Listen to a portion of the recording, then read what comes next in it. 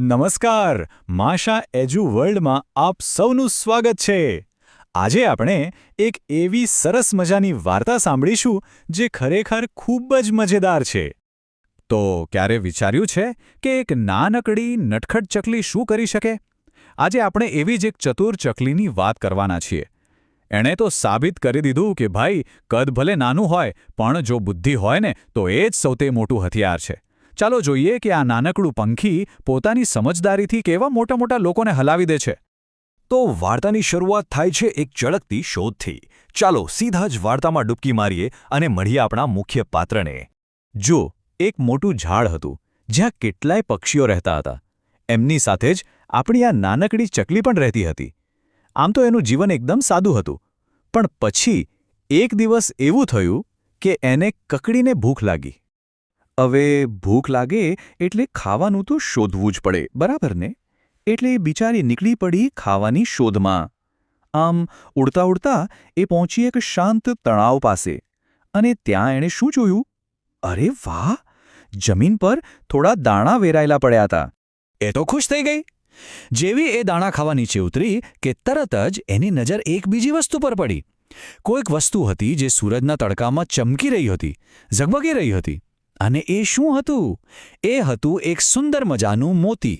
હવે આટલું સુંદર મોતી જોઈને તો ચકલી ખુશીથી નાચવા જ લાગી. એણે તરત જ પોતાની ચાંચમાં એ મોતી પહેરી લીધું અને પાણીમાં પોતાનો ચહેરો જોવા લાગી. કેવી સુંદર લાગે છે! અને બસ એ જ સમયે એના નટખટ દિમાગમાં એક મજેદાર વિચાર આવ્યો. કેમ ન થોડી રાજાની મજા લેવામાં આવે? તો બસ અહીંથી શરૂ થાય છે રાજાને ચીડવવાની અસલી મજા. ચાલો જોઈએ કે ચકલીની આ મસ્તી ક્યાં જઈને અટકે છે. ચકલી તો જરાય વાર લગાડ્યા વગર સીધી ઉડીને પહોંચી રાજાના મહેલ પર.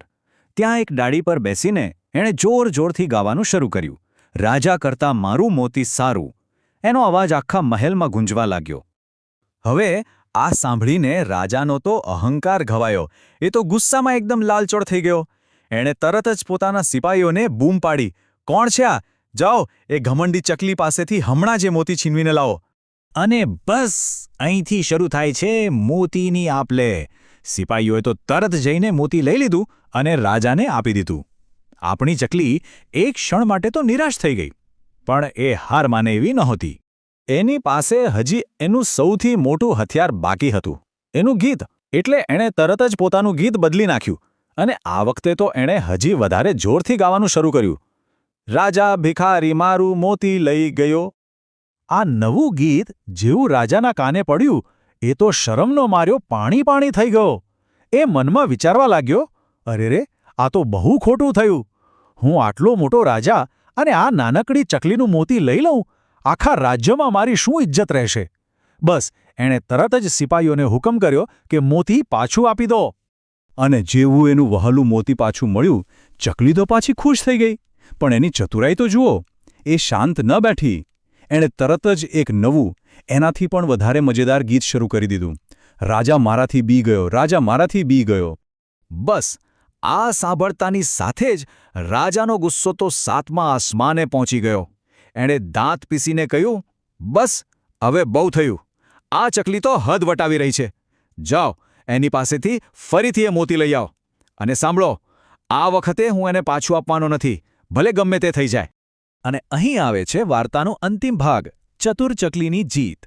રાજાએ ગુસ્સામાં પોતાના સિપાહીઓને છેલ્લી વાર મોકલ્યા. પણ આ વખતે આપણી ચકલી પણ પૂરી રીતે તૈયાર હતી. એને બરાબર ખબર હતી કે હવે શું થશે. તો થયું એવું કે એક બાજુ રાજાનો હુકમ છૂટ્યો, બીજી બાજુ સિપાહીઓ એને પકડવા દોડ્યા, પણ ત્રીજી બાજુ ચકલી તો એમનાથી પણ વધારે ઝડપી નીકળી.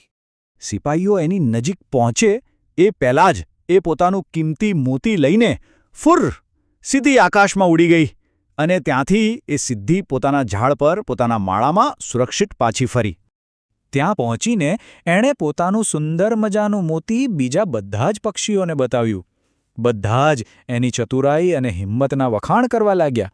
અને બસ પછી તો એ પોતાનો આ નાનકડો ખજાનો માણીને ખુશીથી રહેવા લાગી. પણ આ આખી વાર્તા આપણને એક બહુ મોટો સવાલ પૂછે છે. શું ખરેખર બુદ્ધિ તાકાત કરતાં વધારે શક્તિશાળી છે? શું લાગે છે? તો આ વાર્તામાંથી આપણે એ જ શીખવાનું છે કે કેવી રીતે બુદ્ધિ અને ચતુરાઈ મોટી મોટી તાકાતને પણ માત આપી શકે છે. આ વાર્તા યાદ અપાવે છે કે સાચી શક્તિ કોઈના કદમાં કે પદમાં નથી હોતી. અસલી તાકાત તો આપણી સમજમાં, આપણી હાજર જવાબીમાં રહેલી છે, અને એ જ વસ્તુ આપણને ખરેખર શક્તિશાળી બનાવે છે.